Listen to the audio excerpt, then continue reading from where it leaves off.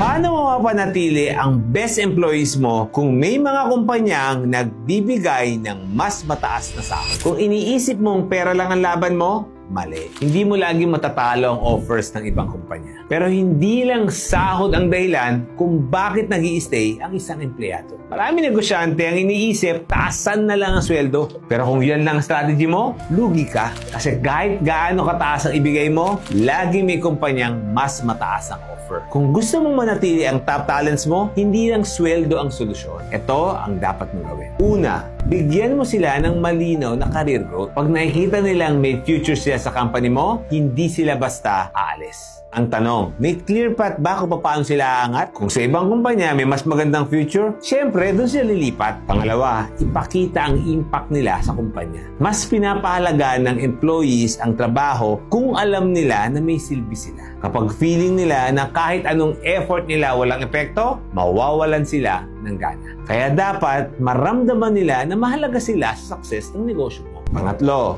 build a strong company culture. Hindi lang pera ang habol ng tao, kundi work environment kung saan sila valued at respected. Mas pipiliin ng isang empleyado ang kumpanyang may healthy culture kaysa sa toxic workplace na mataas lang ang sahod. Last, recognize and reward effort. Kapag hindi mo matapatan ang offer ng iba, pero kung ramdam nila na importante sila, mas pipiliin nilang magstay. Kapag hindi mo siya na-appreciate, iba ang makaka-appreciate sa kanila. At baka kunin pa sila. Ang pinakamagagaling na empleyado, hindi lang nag-i-stay para sa sahod. Nag-stay sila dahil sa kultura, respeto, at growth. Ang tunay na long-term retention strategy, hindi lang taas sweldo, kung hindi taas value na binibigay mo sa kanila. Kung gusto mo panatiliin ang best employees mo, dapat ramdam nila na best employer ka. Ganito rin sa business.